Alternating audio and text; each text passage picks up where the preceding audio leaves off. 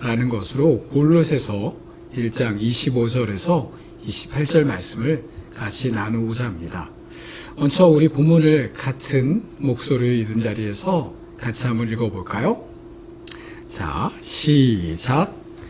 나는 하나님께서 여러분을 위하여 하나님의 말씀을 남김없이 전파하라고 맡기신 사명을 따라 교회의 일꾼이 되었습니다. 이 비밀은 영원전부터 모든 세대에게 감추어져 있었는데 지금은 그의 성도들에게 드러났습니다. 하나님께서는 이방 사람 가운데 나타난 이 비밀의 영광이 얼마나 풍성한가를 성도들에게 알게 하려 하셨습니다. 이 비밀은 여러분 가운데 계신 그리스도요, 곧 영광의 소망입니다. 우리는 이 그리스도를 전파합니다.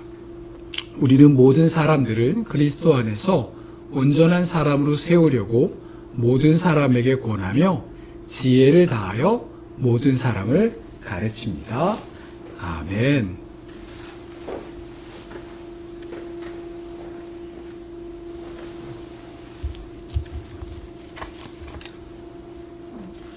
네, 반갑습니다, 여러분.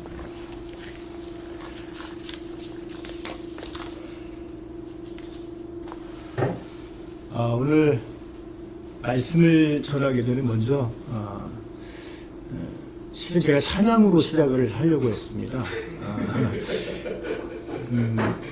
왜인즉슨 요즘 너무 힘들다 보니까 제가 힘들다기보다도 코로나로 또 병중에 계신 모든 분들 그리고 여러 가지 지친 그런 상황들이 많이 힘든 것 같아서 제가 이렇게 축복성으로 찬양을 하면서 하려고 했는데 솔직히 말씀드려서 제 아내가 많이 고민을 했습니다. 그렇게 찬양 좀 했으면 좋겠다고. 그런데 오늘 상황이 좀 녹록지가 않네요. 특별히 지금 가장 어려움을 당하고 계신 우리 신승혜 선생님 수술 후에 회복 중에 계신데 저뿐만 아니라 우리 모든 공동지원들이 마음 아파하고 함께하고 기도하면서 빠른 시간에 치유되고 회복되기를 기도하고 있습니다. 우리 또 간호하는 완이와 혜진이 모두 힘을 내고 우리 신쌤의 가족을 통해서 큰 영광 받으실 하나님을 찬양합니다. 힘내십시오. 예, 이걸로 저희 찬양을 마치겠습니다. 코로나가 지금 4단계로 계속되는 가운데 우리에게는 많은 변화가 있었고 또 계속되는 힘든 과정이 있습니다. 특별히 그 중에서도 두말하면 잔소리겠죠. 소상공인들, 경제활동을 하시는 많은 분들이 지금 엄청난 피해를 당하고 있는 현실입니다. 그분들의 피해를 말로 하면 정말 표현이 안 될 정도로 지금 많은 어려움 가운데 계신데 특별히 그들에게 있어서 정말 많은 빚 가운데 허덕이면서 살고 계시죠. 지금 우리 가계와 기업의 빚이 국내 총생산, GDP라고 하죠. 국내 총생산 비율을 넘어섰다고 합니다.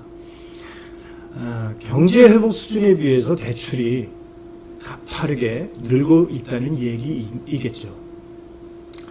지금처럼 민간 대출이 늘어나고 또 자산 시장으로의 자금 쏠림이 이렇게 집중되는 그런 가운데 경기마저 나빠진다면 최악의 경우 37조 원대의 대출 부실이 발생할 수 있다는 그런 분석이 나왔습니다. 특히 가계 소득은 조금 늘어난 데 비해서 부채가 빨리빨리 쌓아가고 있는 그런 지경에 이르렀습니다. 한마디로 말해서 버는 돈에 비해서 대출받은 돈이 많이 늘어나서 상환 능력이 떨어졌다는 얘기겠죠. 한국은행에 따르면 가계부채 증가로 인해서 금융 불균형이라고 하죠. 그것은 미래소득에 비해서 금융부채가 너무 많은 상황을 이야기합니다. 그 금융 불균형이 심각해져서 2007년도 글로벌 금융위기 수준까지 간다면 대내외적으로 이 경제 충격 발생 때 타격이 클 것으로 예상을 했습니다. 한마디로 부채를 제때 갚지 못해서 파산 그리고 도산의 결과를 우리 주위에서 쉽게 볼 수 있게 된다는 것이죠. 어떻게 될지 장담할 수가 없는 그런 미래입니다.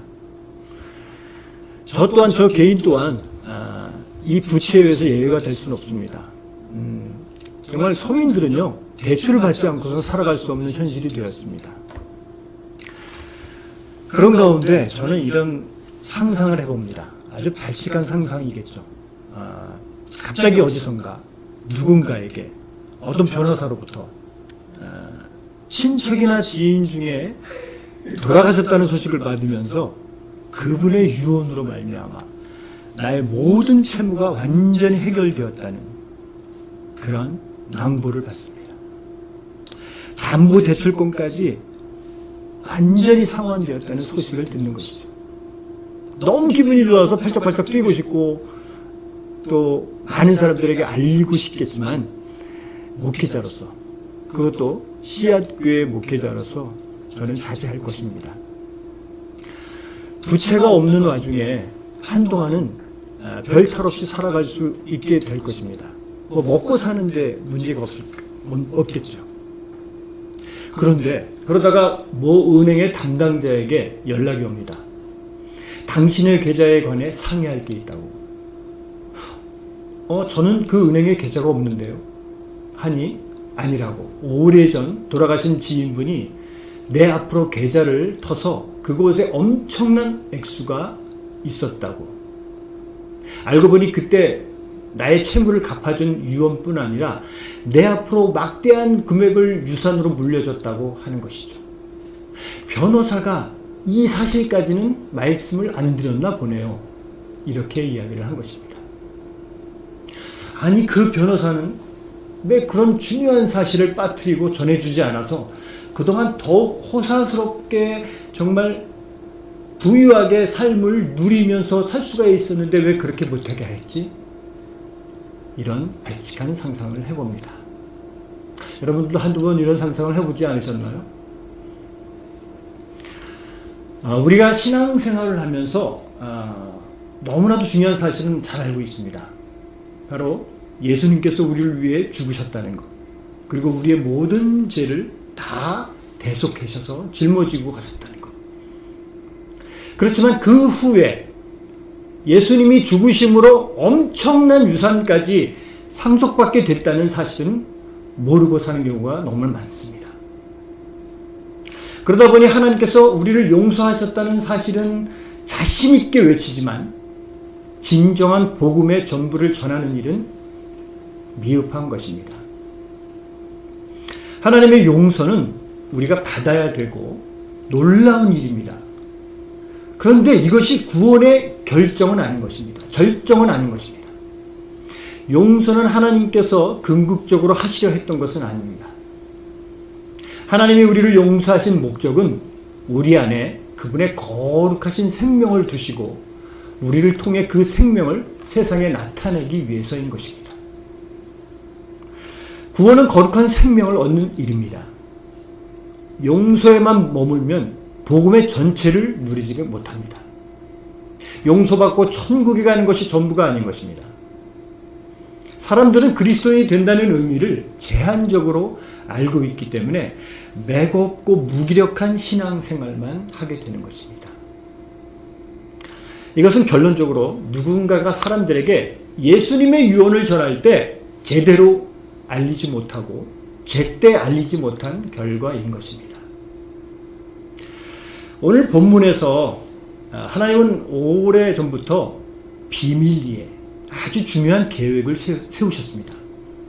이 계획은 세워지자마자 비밀에 붙여져서 아무도 그 계획을 알지 못하였습니다.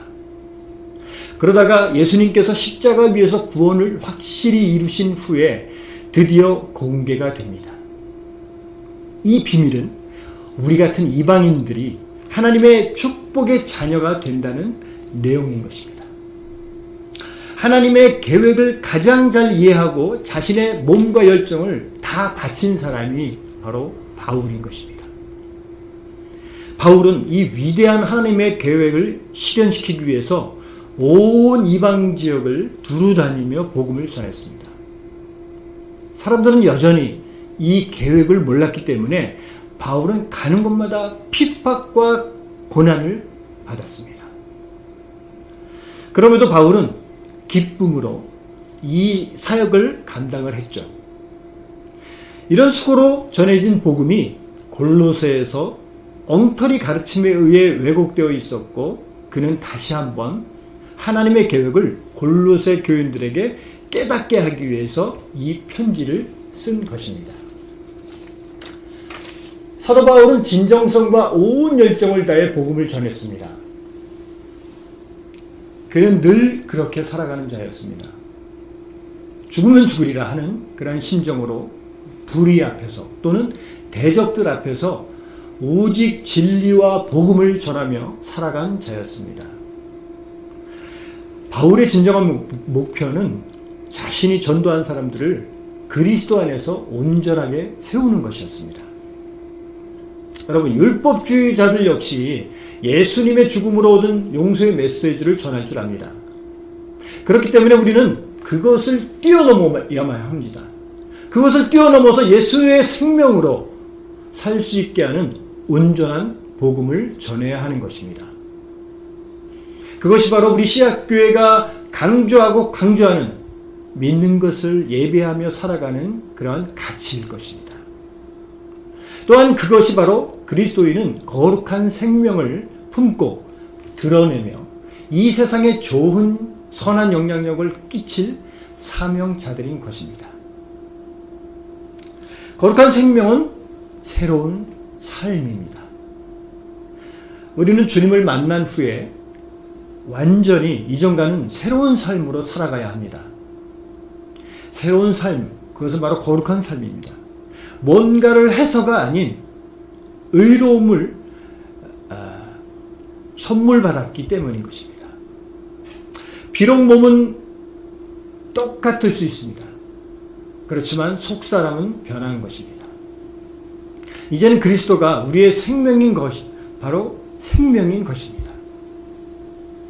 우리는 그분 안에서 살고 움직이는 것입니다. 그렇기 때문에 우리는 죄를 극복할 새로운 능력이 생긴 것입니다. 영적 유산을 물려받기 전에는 죄를 극복할 능력이 우리에겐 없습니다.